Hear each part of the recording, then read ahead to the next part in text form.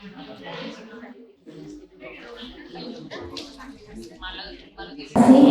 akan memulai ibadah peringatan hari kematian Tuhan Yesus. Jemaat kami undang untuk bangkit berdiri.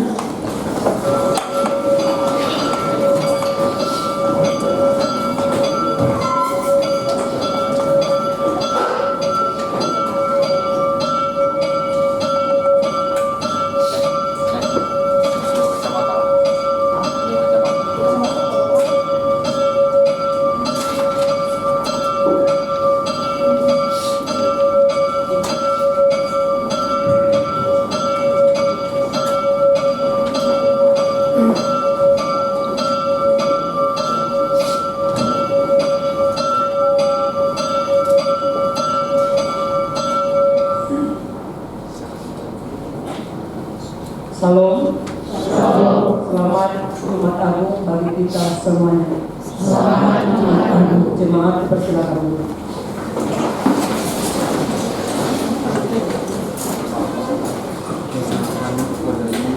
Mari kita mulai ibadah kita pada hari ini. Jemaat yang dikasihi Tuhan, kita beribadah hari ini bukan hanya untuk mengenang sejarah, tetapi untuk membawa hidup kita yang nyata. Banyak dari kita datang dengan jiwa yang lelah karena tuntutan dunia, hati yang cemas akan masa depan, atau batin yang terluka oleh kehakiman sesama. Yesus, Juru Selamat kami, Engkau karena kasih-Mu yang agung bagi kami yang hina dan berdosa ini. Di saat dunia memaksa kita untuk terus berlari, Yesus di Golgota justru berhenti menyerahkan nyawanya agar kita mendapatkan perhentian yang sejati. Jangan melihat salib sebagai lambang penderitaan semata, tapi lihatlah itu sebagai pelukan Tuhan yang terbuka lebar bagi setiap kita yang merasa gagal dan tidak layak. Mari letakkan segala bebanmu di kakinya. Masuklah dalam keheningan yang menyembuhkan ini. Mari kita menyembah Dia dengan hati yang terbuka bagi kasih yang paling tulus. Mari kita bernyanyi dari buku nyanyian HKBP nomor 81 ayat 1 sampai dengan ayat 3.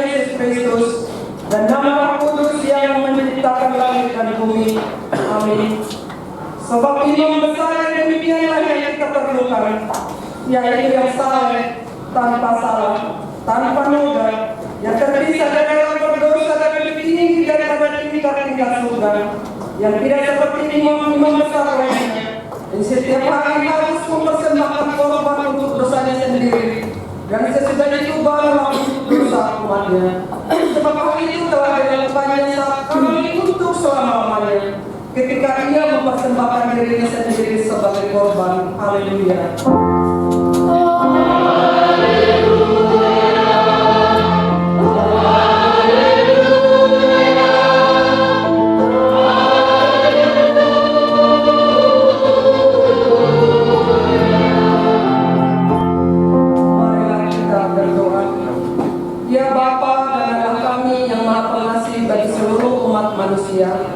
Engkau telah mengaruniakan anakmu Yesus Kristus Tuhan kami menderita sengsara yang mati di kayu salib, supaya kami selamat dari kuasa iblis.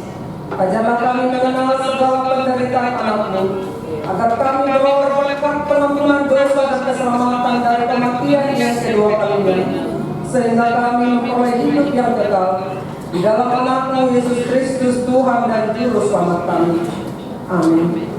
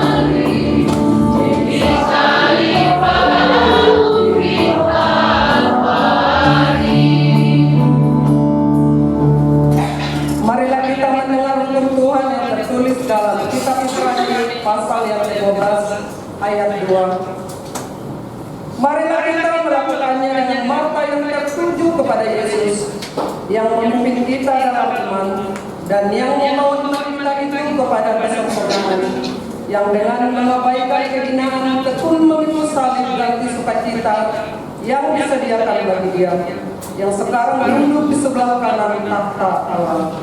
Demikianlah untuk Tuhan. Marilah kita memohon kekuatan kepada Tuhan untuk melakukan hukum-Nya.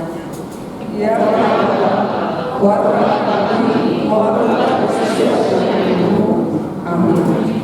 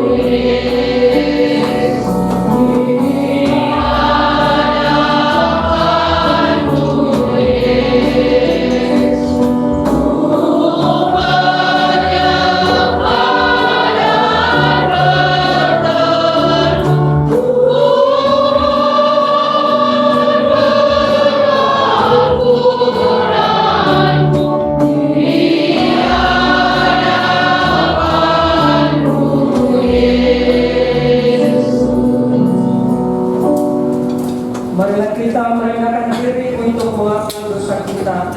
Kita berdoa. Ya Tuhan kami yang Maha Kasih dan Maha Kudus, Bapa kami di dalam Yesus Kristus, Setiap kali kami datang ke hadapan-Mu, kami merasa bahwa kasih-Mu sangat kami butuhkan. Karena itu kami datang merendahkan diri hari ini kepada-Mu dan mengaku bahwa kami sering seperti domba yang sesat yang menyimpang dari jalan yang benar. Janganlah Engkau mengucilkan kami dari hadapan-Mu oleh karena dosa dan pelanggaran kami. Karena Engkau tidak menginginkan kematian dari orang fasik, melainkan Engkau menginginkan pertobatannya agar dia selamat. Ampunilah segala kesalahan dan pelanggaran kami dengan terang-terang pembunuh kami yang tunggal itu, Anak-Mu Tuhan Yesus Kristus. Tetapkanlah anugerah-Mu bagi kami dengan terang-terang kesaksian dan kuasa Roh Kudus, supaya kami terhibur dan datang memanggil Engkau, dan agar segala perbuatan dan kelakuan serta pikiran kami menjadi kemuliaan bagi nama-Mu yang kudus itu. Amin. Marilah kita mendengar janji Tuhan tentang pengampunan dosa. Kita mempunyai imam besar yang demikian, yang duduk di sebelah kanan tahta yang maha besar di surga. Karena itu Ia sanggup menyelamatkan dengan sempurna semua orang yang oleh Dia datang kepada Allah, sebab Ia hidup senantiasa untuk menjadi pengantara mereka. Kemuliaan bagi Allah di tempat yang maha tinggi. Amin.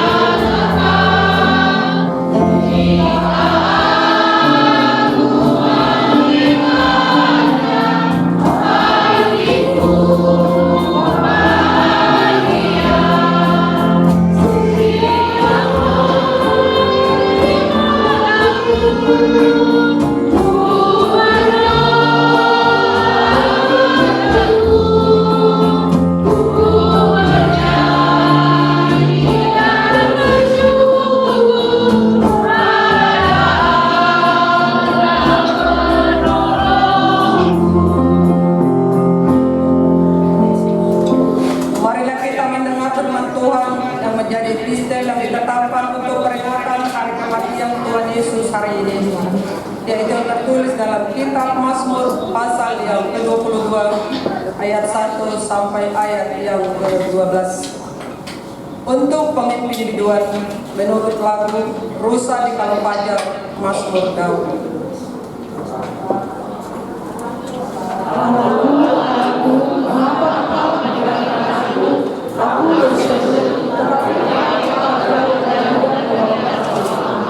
Allahku, aku berseru-seru pada waktu siang, tetapi Engkau tidak menjawab, dan pada waktu malam, tetapi tidak juga aku tenang. Padahal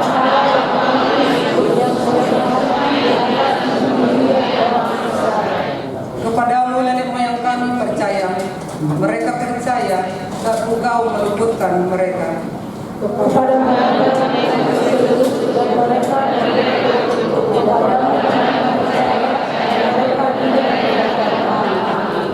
Tetapi aku ini ulat dan bukan orang, celah bagi manusia, dihina oleh orang banyak.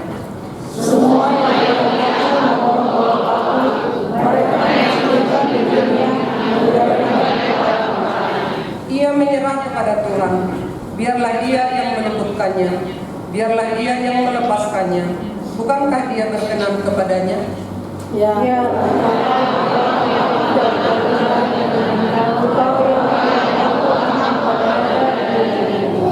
Kepadamu aku serahkan sejak aku lahir, sejak dalam kandungan ibuku, Engkaulah Allahku.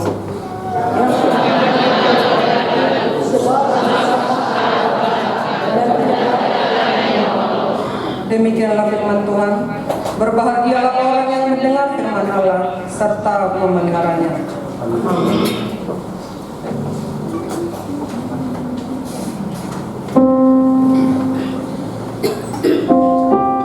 Hallelujah.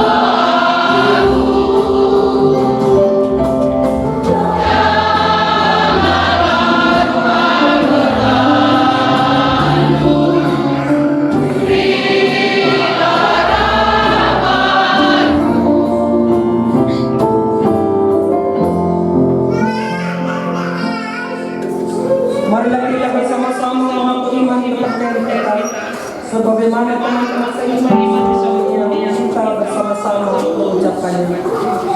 Aku percaya bahwa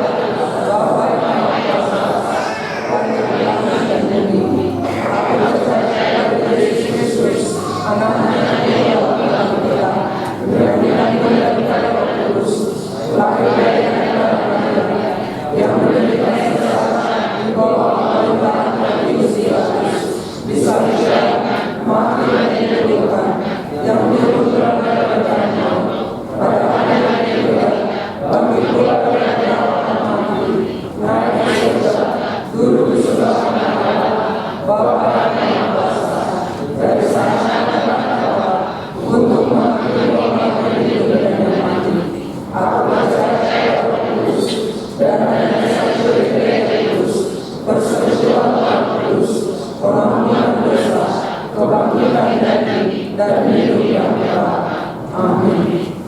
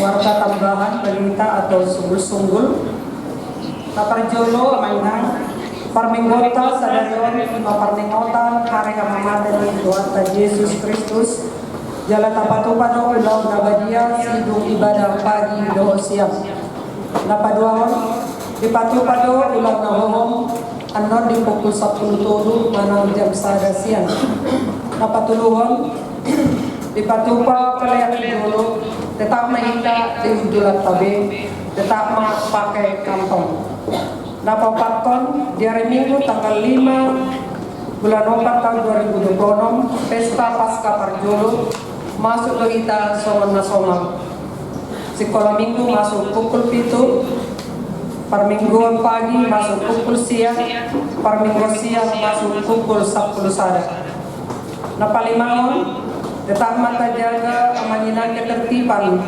unang kita makalan jalan di sepanjang ruko manang gereja tahun songonima songo sungguh-sungguh dita di bagasan sadarion kelutima parmingguan takul siang amanuria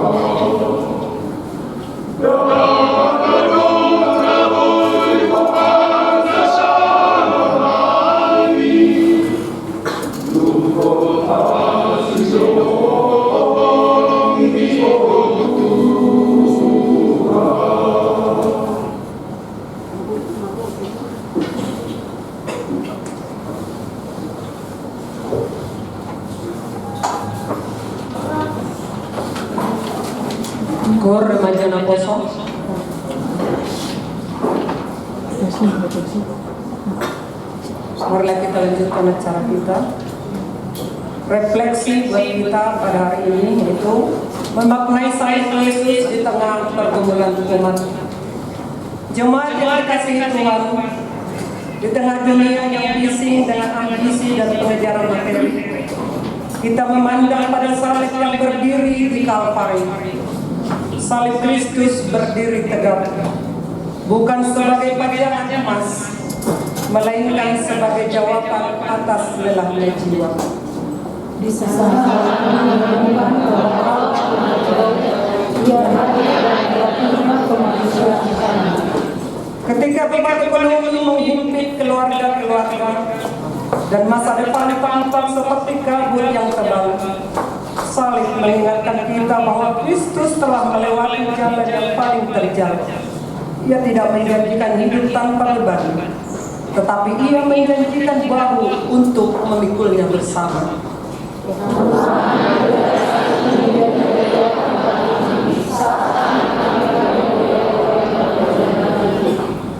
Di tengah perpecahan, rasa iri, dan egoisme yang sering menyusup ke dalam persekutuan kita, salib adalah teguran yang lembut namun tajam. Salib adalah tempat di mana egoku mati agar kasih bisa hidup.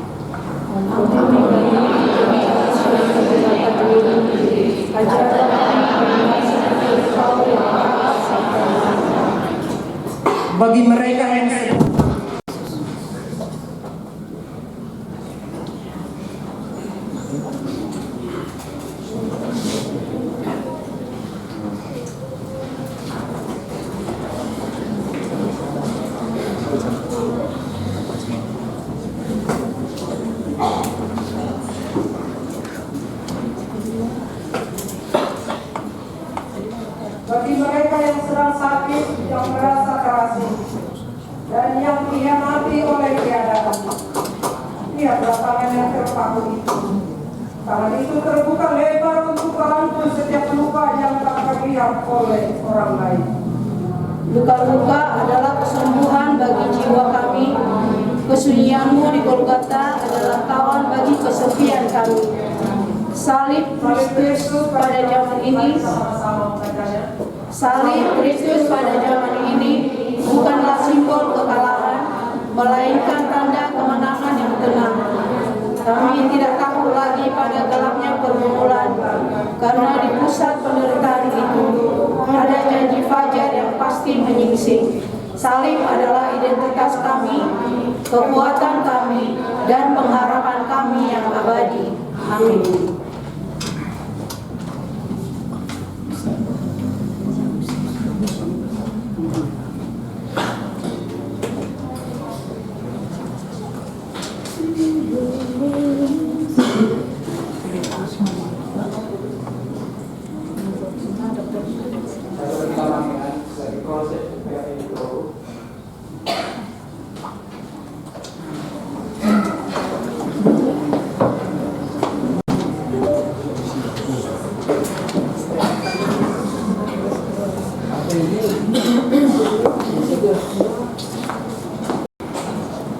Duti pamungkas.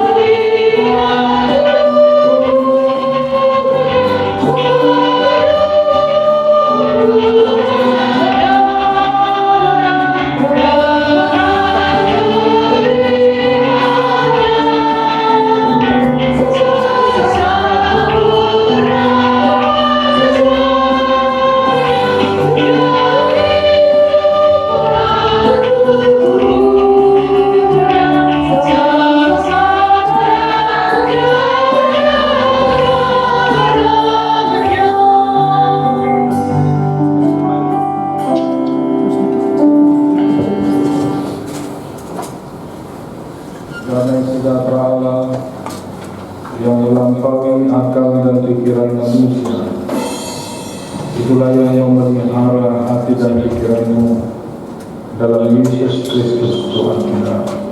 Amin. Shalom. Bapak Ibu, saudara-saudara yang terkasih dalam Tuhan kita Yesus Kristus, mari kita membuka sapaan firman Tuhan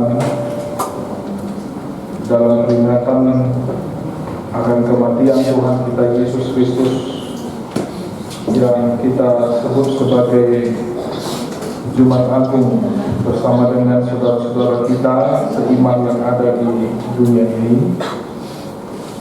Firman Tuhan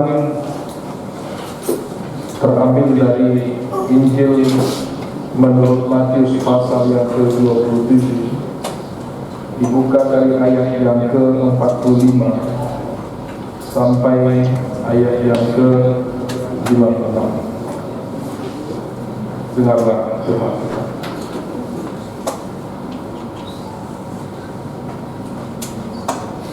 Mulai dari jam 12, kegelapan menyelimuti seluruh daerah itu sampai jam 3. Kira-kira jam 3, berserulah Yesus dengan suara nyaring, Eli, Eli, lama sabachthani. Artinya, Allahku, Allahku, mengapa engkau meninggalkan aku? Mendengar itu, beberapa orang yang berdiri di situ berkata, dia memanggil Elia. Dan segeralah datang seorang dari mereka, ia mengambil bunga karam, mencelupkannya ke dalam anggur asam, lalu mencucukkannya pada sebatang bulu dan memberi Yesus minum. Tetapi orang-orang lain berkata, jangan, baiklah kita lihat, apakah Elia datang untuk menyelamatkan dia. Yesus berseru pula dengan suara nyaring, lalu menyerahkan nyawanya. Dan lihatlah, tabir bait suci terbelah dua dari atas sampai ke bawah, dan terjadilah gempa bumi, dan bukit-bukit batu terbelah, dan kuburan-kuburan terbuka, dan banyak orang kudus yang telah meninggal bangkit. Dan sesudah kebangkitan Yesus, mereka pun keluar dari kubur, lalu masuk ke kota kudus dan menampakkan diri kepada banyak. Kepala pasukan dan prajurit-prajuritnya yang menjaga Yesus sangat takut ketika mereka melihat gempa bumi dan apa yang terjadi, lalu berkata, sungguh ini adalah anak Allah. Dan ada di situ banyak perempuan yang melihat dari jauh, yaitu perempuan-perempuan yang mengikuti Yesus dari Galilea untuk melayani Dia. Di antara mereka terdapat Maria Magdalena dan Maria ibu Yakobus dan Yusuf dan ibu anak-anak Zebedeus. Demikian firman Tuhan. Saudara-saudara, Bapak Ibu yang terkasih dalam Tuhan kita Yesus Kristus, saat ini kita berada di tempat ini. Kita berada dengan saudara-saudara kita seiman. Kita bersama dengan keluarga dan orang-orang yang kita kasihi. Dan semua gereja-gereja yang ada di dunia ini pada saat ini sedang memperingati bagaimana kasih daripada Tuhan kita Yesus Kristus yang telah mati di kayu salib, yang telah memberikan dirinya, yang telah memberikan nyawanya dan yang telah menunjukkan betapa besar kasih yang Ia berikan kepada kita umat yang berdosa, sehingga melalui kematian Kristus dosa kitalah yang ditanggung, kehinaan kitalah yang ditanggung, kematian kitalah yang ditanggung, dan seharusnya melalui peringatan akan kematian Tuhan kita Yesus pada saat ini, kita tertunduk, lalu kita melihat betapa luar biasanya sebenarnya kasih yang telah diberikan Tuhan kepada kita, sehingga kita mendapatkan kebebasan, keselamatan sampai saat kita akan mengakhiri dan juga akan meninggalkan dunia ini.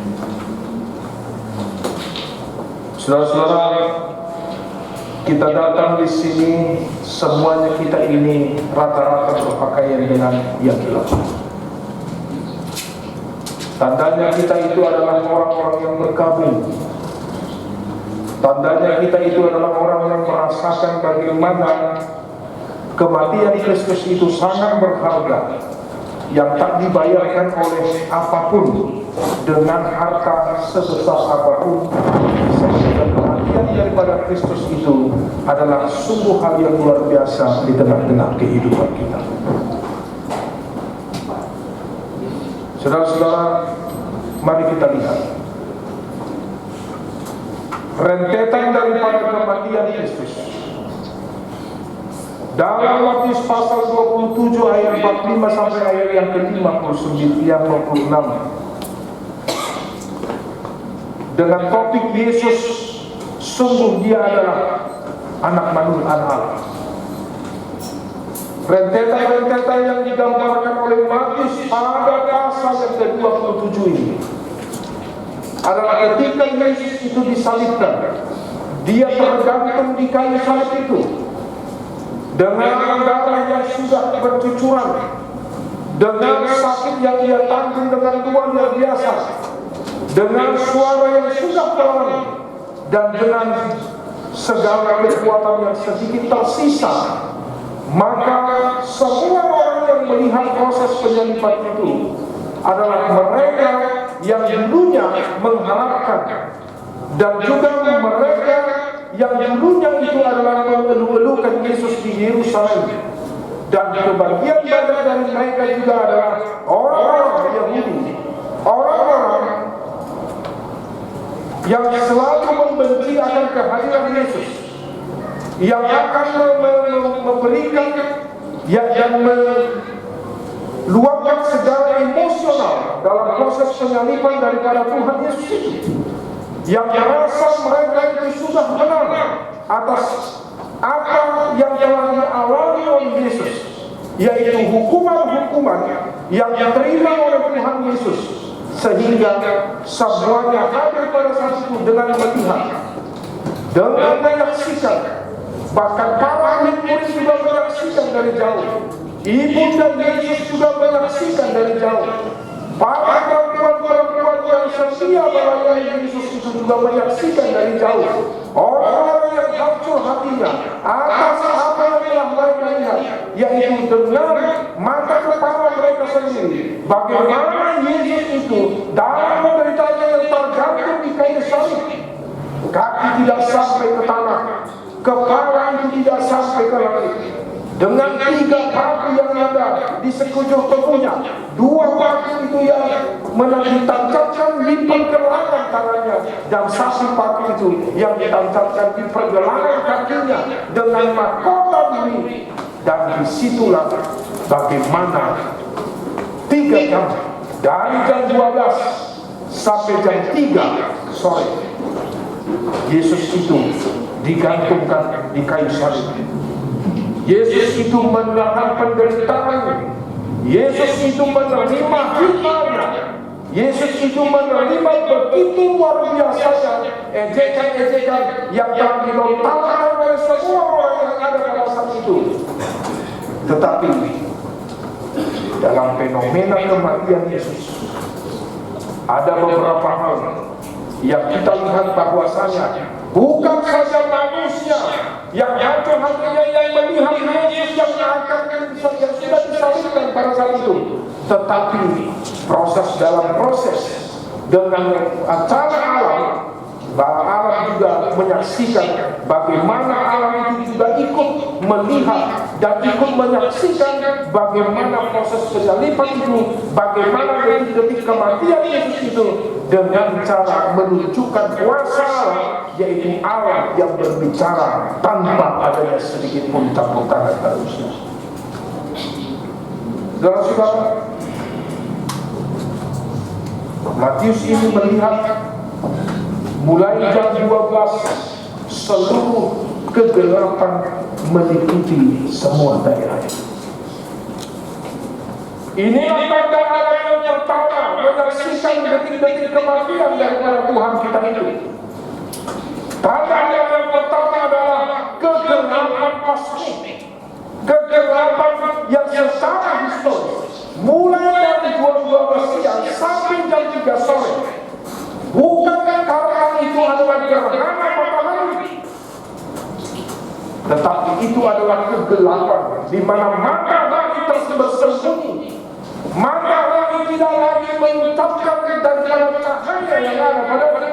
Matahari itu pun melihat dengan malu bagaimana Yesus itu menanggung dosa dan juga mati demi dosa-dosa kita. Kegelapan itu menyelimuti karena itulah fenomena alam.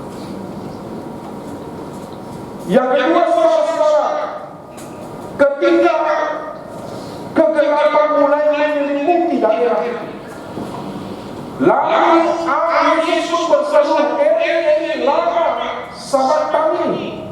Artinya adalah Allah, mengapa engkau meninggalkan aku?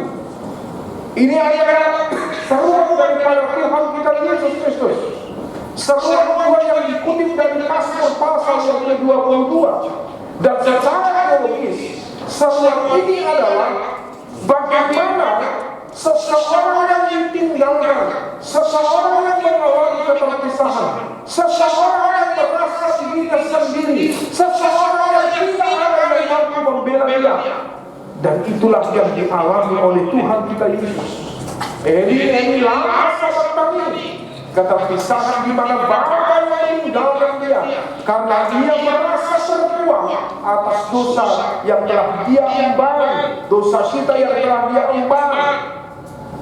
Dan itu adalah kesedihan yang mendalam yang dialami oleh Yesus karena tidak ada satupun yang mampu untuk membela dia.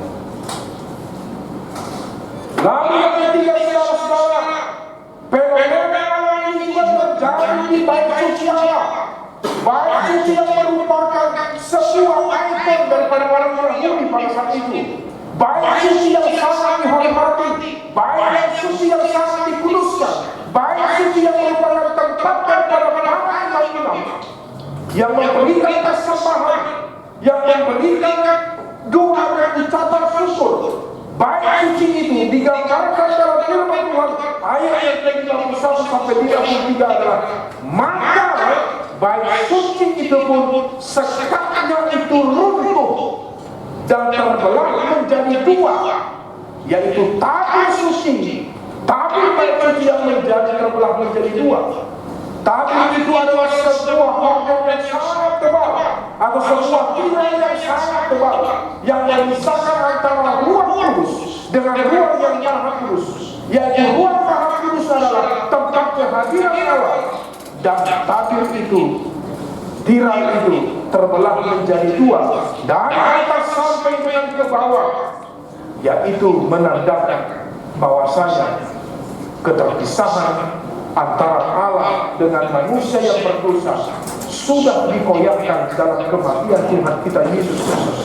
Karena tirai itulah yang memisahkan kekudusan Allah dengan keperdosaan manusia, maka tirai itu terbelah menjadi dua. Artinya, saudara-saudara, Allah sudah menerima berdosanya dan juga sudah menguduskan manusia yang berdosa. Lalu setelah itu Bapak Ibu terjadilah gempa bumi. dan batu terbelah. Ayat 51b. Gempa bumi itu adalah sebuah guncangan yang terjadi di tengah-tengah bumi ini. Sebuah hal yang tidak bisa dilakukan oleh manusia. Sebuah tanda yang menandakan bahwasanya bumi ini sedang diguncang oleh sang pemiliknya. Bumi ini sedang diguncang oleh sang penciptanya. Dan dalam firman Tuhan dalam ayat yang ke-51b, gempa bumi itu menandakan kehadiran Allah, yaitu teofani, di mana Allah menggoncang dunia ini karena bumi ini tidak sanggup untuk menanggung kematian daripada sang pencipta firman yang telah menjadi manusia melalui salib itu, dan bumi ini tidak mampu untuk menanggung melihat apa yang terjadi pada saat itu, sehingga bumi pun bergoncang. Lalu saudara-saudara, ada pengakuan ini berasal dari seorang perwira yang sudah terlihat jelas, seorang perwira yang memimpin pasukan Romawi dalam proses penyaliban itu, dan perwira itu melihat semua yang terjadi. Bahkan yang terjadi salah satunya adalah kuburan itu pun juga semua terbuka. Ayat yang ke-52, orang kudus pun keluar daripada kuburan itu, menampakkan diri di kota-kota kudus, menampakkan diri kepada banyak orang. Dan kubur-kubur itulah yang terbelah itu, yang bangkit dari semua dari kematian itu, orang yang dibenarkan oleh Tuhan. Dan disitulah mereka melihat bagaimana fenomena yang tidak masuk akal itu, fenomena yang di luar daripada logika manusia ini, terjadi karena hanya satu, yaitu firman Yesus Tuhan yang telah memberikan nyawanya sebagai bentuk kemanusiaannya. Dan disitulah mereka menyaksikan bukan saja manusia, tetapi Allah juga memastikan manusia yang sudah mati juga menyaksikan bahwasanya sungguh dia adalah Tuhan, dia adalah Allah. Saudara-saudara yang terkasih dalam Tuhan kita Yesus Kristus, itulah hebatnya bagaimana Yesus kita itu sampai dengan dia meninggalkan tubuhnya, sampai dia menyerahkan tubuhnya, sampai dia harus menanggung kematian, menanggung hukuman yang diterima Yesus itu bukan karena akibat perbuatan kesalahan yang pernah dia lakukan, tetapi dia terima, dia menerima semuanya itu karena hanya dengan satu tujuan, agar semua apa yang direncanakan Allah sebagai bentuk daripada kasih sayang Allah kepada kita di tengah-tengah dunia ini, kepada kita manusia yang berdosa, kepada kita manusia yang tidak memiliki harapan, kepada kita manusia yang tidak tahu kemana arah dan tujuan hidup. Maka Yesus datang untuk memenangkan kita, dan Yesus datang untuk memberikan nyawanya, tubuhnya, darahnya, hanya untuk memberikan pengampunan kepada kita. Saudara-saudara, itulah hebatnya Tuhan kita. Sejarah tidak bisa ditutupi. Kebenaran akan sejarah bahwa Yesus itu benar-benar adalah Yesus yang mati di kayu salib. Sekalipun banyak orang-orang yang saksi-saksi Bapak Ibu meragukan keabsahan daripada proses penyaliban itu, tetapi salib itu, kematian Yesus itu, yang terjadi pada saat itu di abad yang ke-3 pada saat itu, saudara-saudara, itu bukan adalah sebuah fenomena yang hanya cerita orang belakang, tetapi itu adalah bagaimana hal yang sesungguhnya terjadi. Karena salib itu, proses penyaliban itu adalah sejarah yang membuktikan bahwa Yesus kita benar-benar mati. Ketika tuduhan yang menganggap bahwa yang disalibkan itu bukan Yesus, tetapi yang disalibkan itu adalah mereka orang yang mirip dengan muka daripada Yesus. Ini adalah sebuah tuduhan yang dangkal, yang tidak bisa diterima dengan akal logika dan juga dalam sejarah kehidupan pada proses penyaliban pada saat itu. Tidak mungkin Yesus itu tidak dikenal oleh orang-orang Romawi. Tidak mungkin Yesus itu, wajah Yesus itu tidak dikenal oleh orang-orang Yahudi. Tidak mungkin Yesus itu sekalipun mukanya itu sudah hancur, sekalipun tubuhnya itu sudah hancur. Tidak mungkin dia tidak dikenal oleh ibunya yang melahirkan dia. Tidak mungkin dia dikenal oleh murid-murid yang selama lebih kurang 3 tahun mengikuti dia. Tidak mungkin tidak dikenal oleh para orang-orang, para perempuan pada saat itu yang setia melayani Yesus, yang setia mengikuti Yesus. Dan inilah tuduhan yang harus kita patahkan, bahwasanya sejarah yang membuktikan bahwa Yesus itu memang benar disalibkan. Lalu yang kedua, saudara, firman Tuhan yang berkata di dalam 1 Korintus pasal 1 ayat 18 bahwa salib itu adalah tanda kebodohan, tanda mereka yang akan binasa. Bagi semua orang salib itu adalah kebodohan, karena salib itu dan juga hukuman dalam proses penyaliban pada zaman itu adalah bagaimana hukuman yang paling hina, hukuman yang paling keji yang diterima oleh para penjahat dan penjahat yang melakukan kejahatan yang sangat besar pada saat itu. Tetapi dari ketiga salib itu, 2 orang penjahat itulah yang seharusnya layak untuk dihukum karena mereka adalah penjahat. Tetapi salib yang merah itu, dia yang bukan penjahat. Tidak ada satu pun hukum yang menyaksikan, tidak ada satu pun hukum yang membuktikan atas kesalahan yang dilakukan oleh orang Yahudi kepada Yesus. Dan kesalahan itu yang mereka katakan itu ada 2. Yang pertama adalah dia menganggap dirinya adalah Allah, sehingga dia dikatakan sebagai orang yang menistakan Allah. Jadi yang tersarupa di zaman Sonario, kata menistakan agama, seruannya adalah bakar, bunuh. Itu seruan.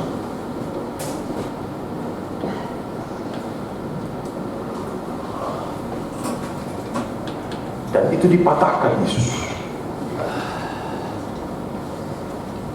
dengan cara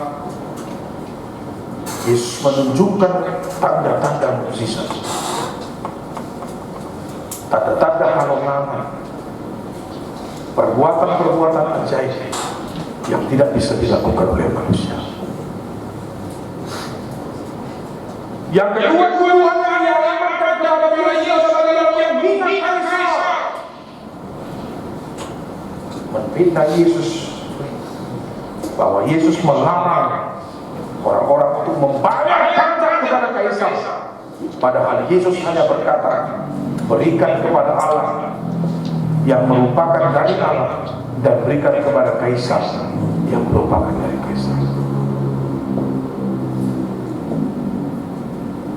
Itulah cara orang-orang yang mau menjatuhkan Yesus, dan tujuan utama orang yang adalah Yesus itu harus mati. Kenapa?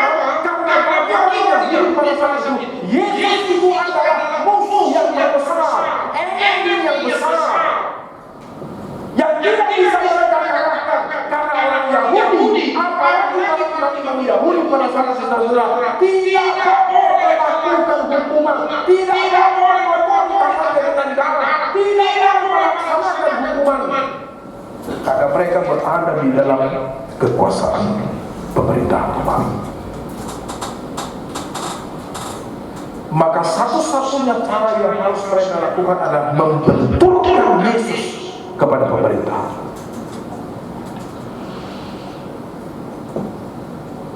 Dan itulah yang mereka lakukan, kelicikan yang mereka lakukan. Lalu ketika mereka membenturkan Yesus kepada pemerintah Romawi, maka disitulah muncul fitnah dan fitnah. Makanya benar apa yang katakan pepatah, fitnah itu lebih kejam dari pembunuhan. Itu fitnah. Dan manusia sangat gampang melemparkan fitnah. Makanya saya katakan, hati-hati. Para ibu-ibu hati-hati. Jangan coba-coba memfitnah orang. Anda sama saja lebih dari orang bodoh. Para kaum bapak juga hati-hati. Jangan mau memfitnah.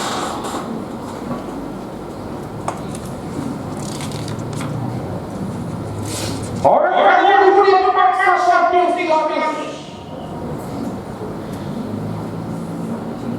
mereka memaksa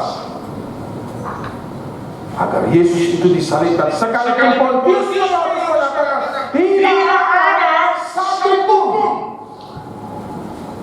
ditemukan kesalahan, bahkan sampai Pontius Pilatus, Claudia mengatakan kepada Pontius Pilatus, jangan sentuh dia, sebab aku sudah bermimpi bahwa dia bukan manusia biasa. Sekalipun Pontius Pilatus mencuci tangannya selalu membentuk bahwasanya aku tidak ikut akan darahnya, tetapi Yesus juga berkata, engkau ikut di dalam penghakiman.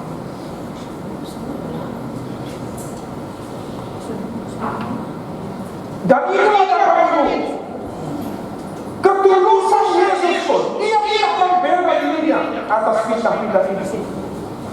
Tetapi yang dia lakukan adalah dia tidak bersuara rasa, dia tidak mengucapkan satu kalimat pun, dia tidak mengucapkan hujatan kepada orang-orang saat itu. Dia tidak meminta pembelaan kepada orang-orang yang mengikuti dia pada saat itu. Tetapi Yesus hanya diam. Dan saya menonton sebuah YouTube orang-orang yang pernah pergi ke Yerusalem. Ternyata yang kita ketahui selama ini, malam Yesus ditangkap, lalu dia itu dibawa, lalu dia itu diperhadapkan dengan Pontius Pilatus. Ternyata ada satu kisah yang hilang. Apa ini? Pada saat bahwa Yesus itu berdoa di Getsemane, pada saat Yesus itu ditangkap di tangan Getsemane, ternyata ketika Bapa Surgawi itu membawa Yesus, dia langsung untuk diperhadapkan kepada Pontius Pilatus. Tetapi dia masuk ke dalam sebuah penjara, ke dalam sebuah lubang, di mana penjara itu ada sampai sekarang di kota Yerusalem. Dan di situ dibuat sebuah gambar. Disinilah Yesus itu dipenjara satu malam sebelum dia diperhadapkan dengan Pontius Pilatus, sebelum dia dicambuk. Dan ternyata posisi Yesus pun ketika masuk ke dalam lubang itu, dia bukan dimasukkan seperti biasa. Dia bukan hanya bukan diberikan makan, dia bukan diberikan sebuah hak yang menjadi kehidupannya, tapi ternyata badan tangan Yesus itu diikat dan digantung. Baru tahu saya, dan saya baru melihat itu. Lalu besoknya pada subuh, maka Yesus pun dicambuk, dihakimi, dan diputuskan. Bayangkan saudara-saudara, proses yang begitu cepat. Tidak ada proses hukum yang pernah terjadi di dunia ini seperti proses yang dialami oleh Yesus.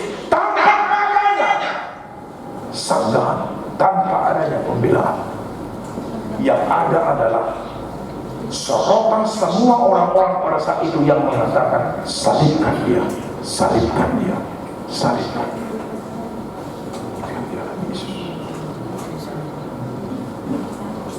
Nah, saudara-saudara, Bapak Ibu yang terkasih dalam Tuhan kita Yesus Kristus, 3 alasan mengapa Yesus satu-satunya adalah jalan keselamatan. Pertama, itu adalah validasi sejarah nubuatan yang dialami atau yang nubuatan yang pernah diberitakan oleh perjanjian lama. Karena keselamatan itu adalah satu pintu, satu jalan yang telah diberitahukan oleh para nabi-nabi di perjanjian lama. Validasi yang kedua adalah Yesus Kristus itu adalah sebuah kualifikasi juru selamat dan memakai tubuh manusia yang tak berdosa. Karena syarat juru selamat pada zaman kita harus memenuhi 2 syarat yang mutlak. Yang pertama, dia harus manusia yang tidak berdosa. Dan yang kedua, dia harus rela dalam kerendahan hati memikul kesalahan. Dan itu berada di tangan Yesus. Lalu yang ketiga, saudara, penderitaan salib itu adalah harga yang sangat mahal dan sudah lunas dibayar oleh Yesus. Ketika Yesus mengatakan dalam salah satu kalimat Yesus yang dari ketujuh perkataan Yesus, ya Bapa, ampunilah mereka, sebab mereka tidak tahu apa yang telah mereka perbuat. Itu perkataan pertama. Perkataan kedua, perkataan dalam sesungguhnya hari ini kita akan berjalan bersama-sama dengan ada di dalam tampang Firdaus. Lukas 23 ya Pak. Perkataan ketiga, inilah anakmu, inilah ibumu. Perkataan keempatmu, ini anak sama sekali, Allahnya Allah mengapa engkau meninggalkan aku. Khotbah kita hari ini. Perkataan kelima, Yohanes pasal yang ke-19 ayat yang 8 yang mengatakan akan haus. Dan perkataan ke-6, inilah sudah selesai. Artinya Bapak Ibu, semua dosa kita yang sudah dipakukan di tangan dan di kaki Yesus sudah selesai dibayar oleh Yesus. Dan pernyataan inilah tanda kemenangan yang dibawa Yesus kepada kita manusia yang berdosa. Dosamu, dosamu, dosaku sudah selesai. Dan yang ketujuh, ya Bapa, ke dalam tanganmu aku serahkan nyawa. Saudara-saudara, Bapak Ibu terkasih dalam Tuhan kita Yesus Kristus, apakah makna penyaliban Yesus? Apakah makna daripada kematian Yesus yang kita ingatkan hari ini? Hanya 3 kata. Tapi sebelum kata itu saya ucapkan kepada kita Bapak Ibu, kita harus melihat 33 tahun Yesus mempersiapkan diri, mulai dari kelahirannya sampai dengan kematiannya. 33 tahun umur Yesus mempersiapkan diri sebagai juru selamat kita. 3,5 tahun Yesus itu bekerja, menyampaikan kerajaan Allah, menyampaikan kabar sukacita, memberikan kasih-kasih yang dilihat oleh Allah, memberikan hiburan, membangkitkan orang yang sudah mati, memberikan kesembuhan kepada orang yang sakit. Hanya dari 30 koin perak Yesus itu dijual oleh Judas Iskariot. Dan 3 kilometer ajaran Yesus itu memikul salibnya sampai 3 kali ditancapkan dua tangannya dan saksi di kakinya. 3 kali kata Yesus itu mengucurkan saksi dan dia mati. 3 kali Yesus selama di dalam kuburan sampai dia bangkit. Dan artinya kata Yesus mau sampaikan kepada engkau hari ini adalah aku mengasihi kau. Itulah 3 kata yang disampaikan Yesus. Aku mengasihi kamu. Untuk itu, setelah kita memperingati kematian Tuhan kita Yesus, yang disalibkan itu adalah kemanusiaannya. 1 Petrus pasal 3 ayat yang ke-18. Tetapi kebangkitan Yesus, iblis tidak berkuasa akan kematiannya. Dunia tidak berkuasa atas kebangkitan. Maka bersukacitalah. Sekalipun kita berkabung untuk mengingat bagaimana Yesus itu sudah mati di kayu salib, di mana Dia telah menebus kita, di mana kita seharusnya telah mati atas kesalahan kita. Maka dalam peristiwa penyaliban Yesus, 3 kata aku mengasihi kamu. Maka untuk itulah tanamkan dalam diri kita masing-masing. Hiduplah melalui kekudusan Allah. Hiduplah melalui jalan Allah. Jangan sia-siakan kematian Yesus yang telah tergantung di kayu salib. Jangan sia-siakan status darah yang telah bercucuran hanya untuk menebus dosa-dosamu. Jangan sia-siakan air Yesus. Jangan sia-siakan teriak suara Yesus. Dan jangan sia-siakan napas demi napas Yesus yang tersendak-sendak 3 jam tergantung di kayu salib. Jika kita pun kembali kepada dosa kita kembali kepada perbuatan kita hidup dalam kemaksiatan, kita hidup dalam dosa, kita hidup dalam fitnah, kita hidup dalam kebencian, dan kalau kita hidup sampai hari ini hanya dalam pelanggaran iblis, maka sia-sialah Yesus yang gantung di kayu salib. Dan keselamatan itu tidak akan diterima oleh orang yang seperti itu. Maka dia akan mati dalam kebencian, maka dia akan mati ke dalam dosa. Tetapi orang yang percaya, dia akan tertunduk, dia akan malu melihat dosa, melihat perbuatannya, tidak sanggup kata-katanya untuk membenarkan diri. Maka dari itu, pada saat ini tunduklah, agar bagaimana kita sama-sama mati, bagaimana Yesus betul-betul berada di dalam kemenangan kita. Amin.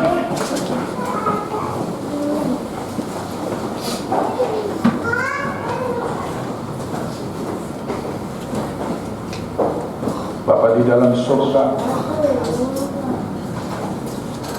Bapa yang kami kenal di dalam kekudusan melalui anak Yesus Kristus.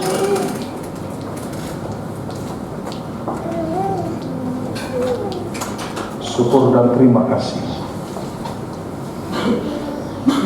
Saat ini kami berada di rumah Tuhan bersama-sama dengan orang-orang yang kami kasihi, memperingati kematian akan anak-Mu Tuhan kami Yesus Kristus.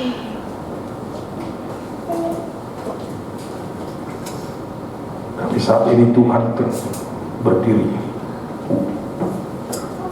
memandang salib-Mu Tuhan sebagai hinaan dari dunia ini, memandang muka-Mu yang telah hancur ya Yesus Tuhan kami, memandang tubuh-Mu yang tidak lagi berbentuk oleh karena cambukan demi cambukan, hinaan demi hinaan, ludah, pukulan, bahkan mahkota yang berduri yang disematkan ke atas kepalamu ya Yesus. Pakaianmu dirobek, jubahmu yang hanya terbuat dari sebuah kain yang biasa, sepatumu dicopot. Engkau memikul salib kami ya Tuhan. Engkau memikul dosa-dosa kami. Dengan tertatih-tatih Engkau Yesus memikul itu semua.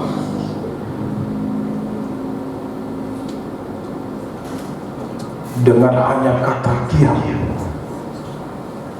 Engkau tidak menjawab semua tuduhan-tuduhan yang dialamatkan kepada Engkau.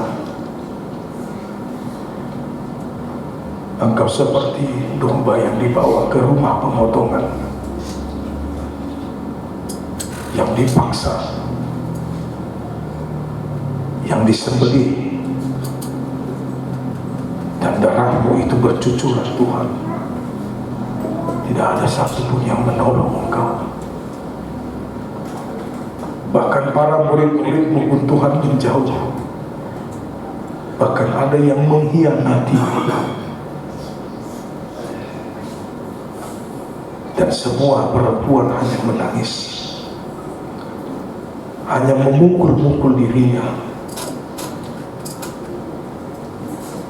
Tetapi terima kasih, ketika kami mengingat penderitaan-Mu ya Tuhan, yang diberitakan oleh firman-Mu hari ini, dengan suara nyaring Engkau mengatakan, Eli, Eli, lama sabachthani. Allahku, Allahku, Engkau mengapa Engkau meninggalkan aku? Bapa, terima kasih Engkau telah mengirimkan firman-Mu yang menjadi manusia. Terima kasih kami mengenal Yesus yang menjadi Mesias Juru Selamat kami. Terima kasih ya Yesus atas darah-Mu dan tubuh-Mu, air mata, kesakitan,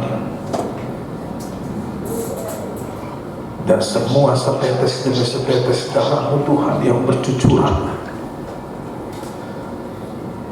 Sehingga darah-Mu itulah yang telah membersihkan kami.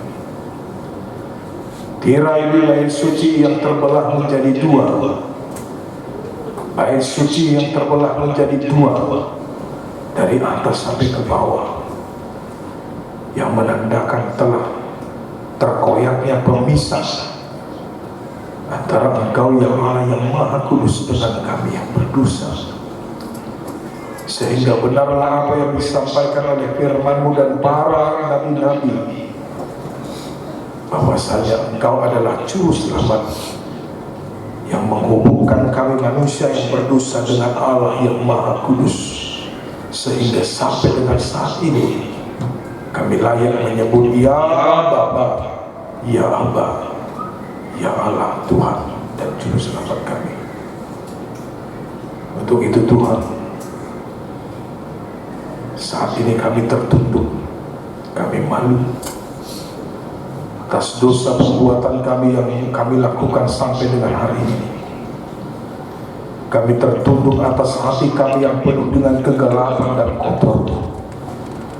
Kami tertunduk dengan pikiran-pikiran yang selalu menyesatkan kami. Semuanya Tuhan kami malu. Sekarang kami melihat cahaya keselamatan yang dari salib-Mu ya Tuhan.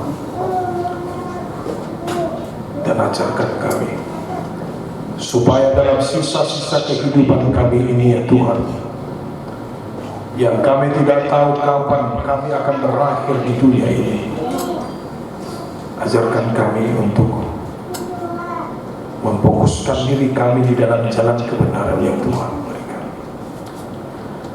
Ajarkan kami untuk meninggalkan perilaku, sikap, perkataan, pemikiran kami yang tidak baik di hadapan Tuhan. Ajarkan kami untuk mengampuni orang lain dan memohon ampun atas kesalahan yang kami lakukan.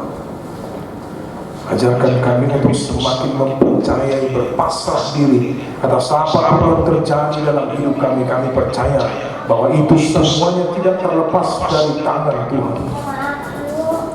Ajarkan kami untuk meninggalkan kehidupan kami yang lama demi meraih kemenangan dalam diri anak-Mu Yesus Kristus.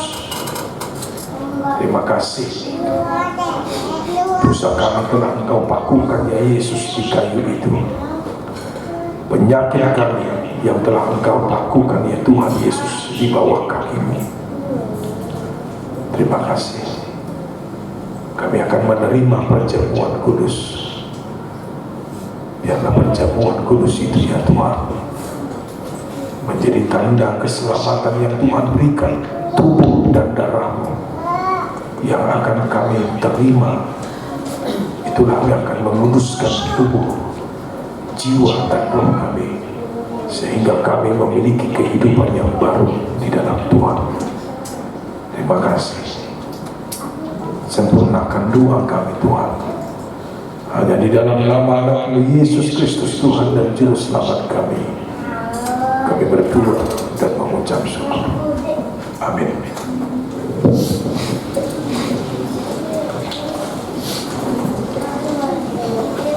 Kita bernyanyi.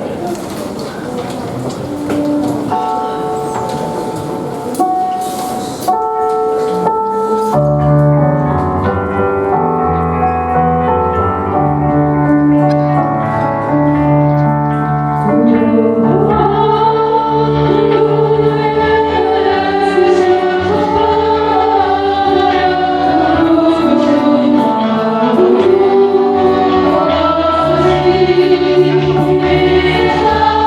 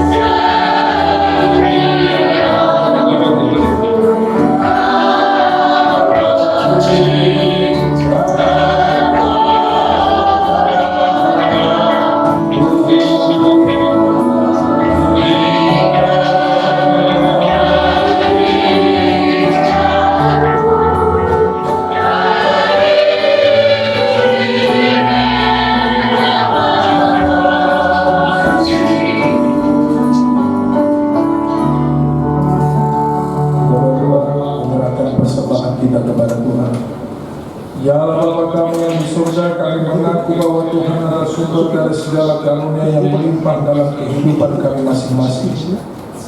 Sebagian daripada karunia itu diserahkan kembali sebagai persembahan kepada Tuhan. Terimalah dan berkatilah persembahan umat-Mu ini, agar dapat kami pergunakan untuk pekerjaan dan pelayanan kerajaan Tuhan di dunia ini. Bukalah hati kami untuk mengenal betapa banyak berkat dan karunia yang kami peroleh dari Tuhan, supaya kami senantiasa bersyukur kepadamu dalam nama Yesus Kristus Tuhan kami. Amin.